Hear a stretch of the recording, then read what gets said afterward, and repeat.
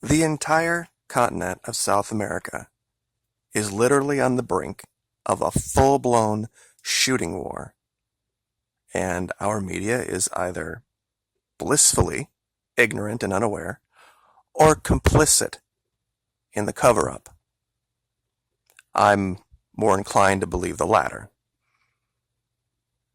because there are too many indicators out there right now. There are too many stories that are being suppressed in the media about things going on in these countries.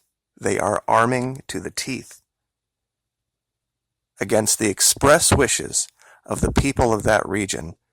The president of Colombia has sent 5,000 troops to the border to reinforce the 12,000 that are already there. Now, just to give you guys an idea of where this is just north of Cucuta.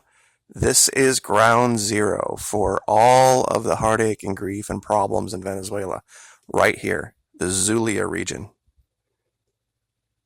And now there are over 10,000 soldiers, closer to 20,000 soldiers, ready to roll into that region.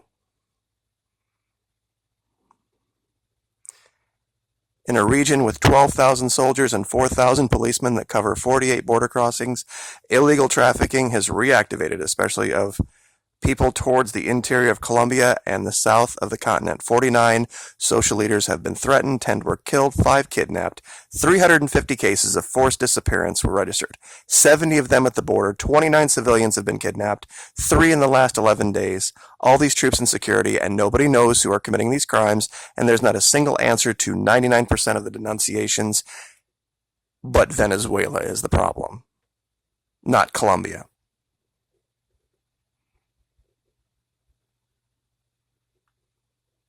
It is bizarro world. The president of Colombia is literally killing everybody who disagrees with him. And the only things we hear in our media are denunciations of Venezuela. Duque is a psychopath and a madman. So is Bolsonaro. But they are going to paint them as the arbiters of freedom, the newfound path for South America, right to war. And if you don't think that's the case, Cuba, Russian armaments, $50 million worth. This broke just today. Peru, 33,500 tear gas grenades. Argentina just got their first delivery of light attack aircraft from the United States. And I think I now know what that mission was. See, it was perplexing me that why would the U.S. be so intent on discerning for itself whether the Super Tucano or the Texan 2 was a good solution for different missions that really didn't require the more expensive, larger advanced jets that cost so much to operate. Now I know. Counterinsurgency. Because you mark my words, when Brazil and Colombia decide to team up on Venezuela, if they do win, there's going to be an insurgency in that country like nobody's business. It's going to make what happened in Iraq look like child's play. And they're going to need a weapon to deal with the sovereign Venezuelans. They're going to need a weapon to deal with the people of Venezuela who are not going to surrender. And this is what the role of Argentina is going to be in all of this. They need something cheap. They need something that they can afford to lose, that they can put in the air and just bomb a neighborhood or attack some wilderness outpost. And it'll give them good practice for when things fall apart here, too, so that they'll have an on-the-ground operational model for doing this to the American people. And these light attack aircraft, They're no joke. It's kind of ironic these things are going to be built here in the United States. We're going to build them to give to other South American countries so that they can perfect the techniques for suppressing the American people that will then be used against us. Sounds like a perfect plan. I mean, I suppose if you're a globalist. I suppose if that's the way that you operate in your mind, that anybody who stands up for their sovereignty, for their independence, should be on the receiving end of bombs and missiles. But there are those out there who do that. And that is just the reality of life. We have now a madman that has threatened to invade Venezuela, Brazil. And if you don't think he's done it, look it up. In fact, I know what, forget it. I'll give you the links. It's not even up for debate, the words that came out of Bolsonaro's mouth. He's longed for the days when Brazil was ruled by a military junta. His son literally said in front of a crowd of what looked like 50 to 75,000 people that as soon as he's elected, that's plan A. It's not plan B or plan C or plan D, it's plan A. To overthrow the Maduro regime. And the guy from Colombia, same thing. Duque, absolutely no problem with that. He's just waiting. He knows he can't do it by himself. The war between Colombia and Venezuela, not a guarantee for Colombia. But Colombia and Brazil, and I think this is probably one of the big reasons that this has taken so long to get kicked off, is that the U.S. realizes that they can't be seen as the driver of this. All the U.S. can do is do support role stuff, like send attack aircraft to Peru. Attack aircraft to Argentina, tear gas grenades to Peru, make Colombia a member of NATO.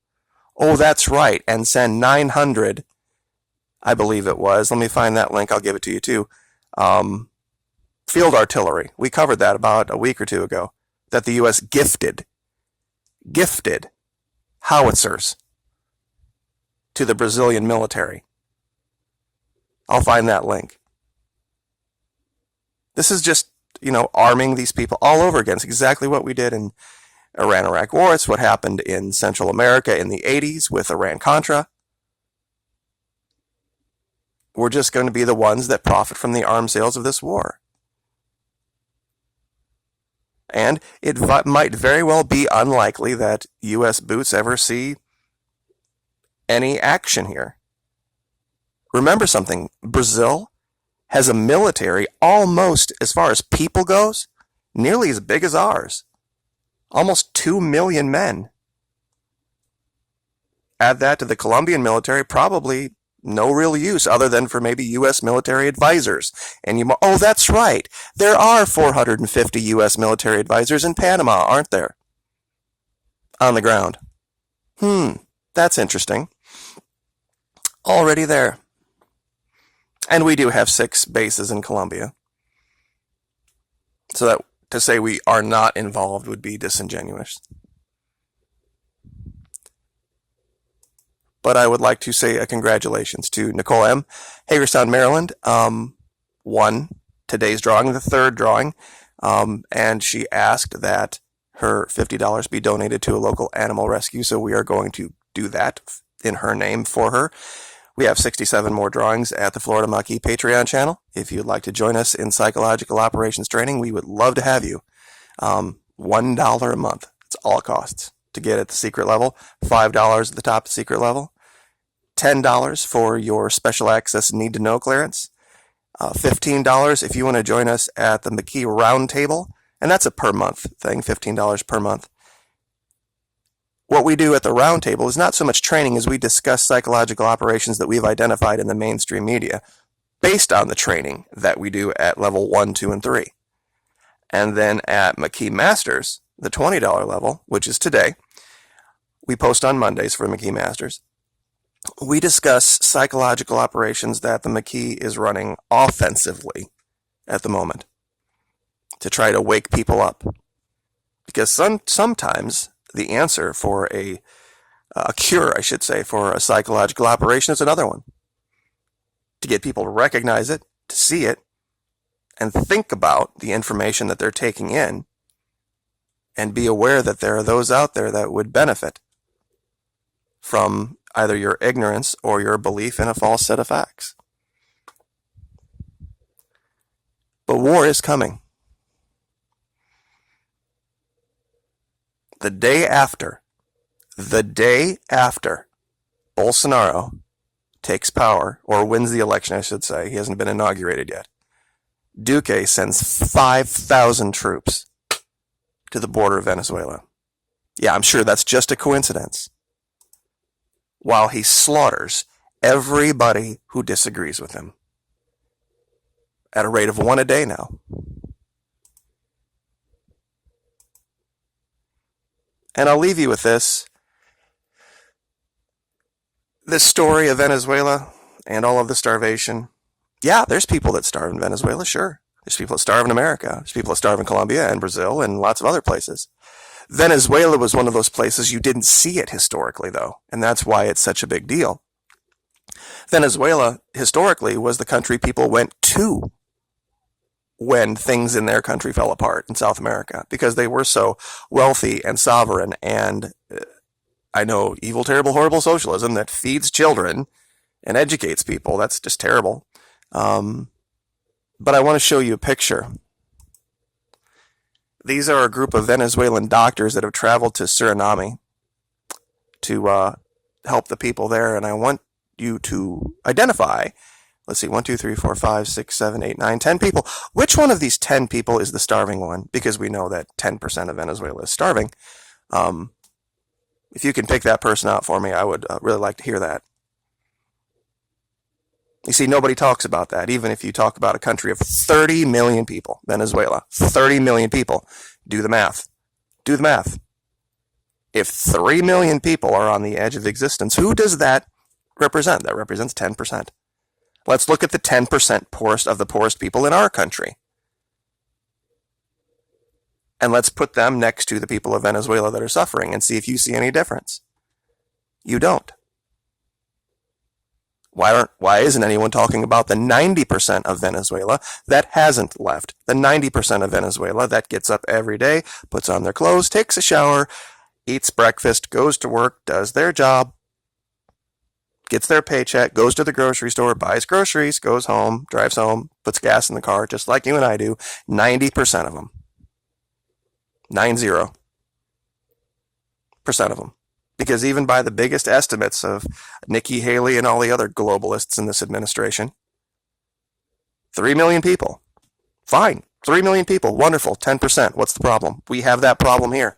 If you would like me to go and show you pictures of East St. Louis and parts of Dallas and Los Angeles and Detroit and Chicago and Miami and every other major city in this country, yeah, I'll go drive to the poorest neighborhoods and take pictures all day long and make videos that are hours and hours long telling you about how starvation in America is the primary driver of the problems in our country. PSYOPs. It's simple PSYOPs. 600 million people in Latin America, but what, 5,000 represents an invasion caravan? Really? 600 million people in Latin America. And what, 5,000? 5,000 Hondurans represents an invasion. I don't even know how small of a number that is. 0.0001 or something like that. Maybe more zeros. I'd have to get a calculator. Of the entire population. Even if you took every single immigrant that came across the border illegally in the history of ever. I mean, go back to the 1970s, go back to 1980. The biggest estimates I've seen are 25 to 30 million people. It represents 5%. I mean, not just tiny little percentage of the entire region. 600 million people live in Mexico and South. 90 to 95% of South and Latin America, perfectly fine where they are. So mark my words. It's coming. Cuba is arming. Peru is arming. Argentina is arming. Colombia is sending thousands and thousands and thousands of soldiers to the border. And you mark my words, it's going to be another Iraq.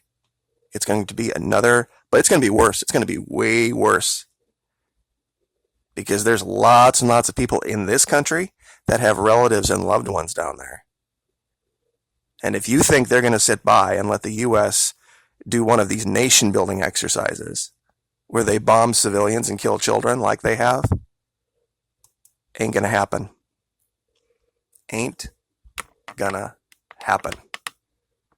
It'll divide this country much farther than it is right now. And they're lying to you. They're absolutely lying to you about the severity and the seriousness of the situation down here. Mattis himself personally traveled to Brazil a month ago.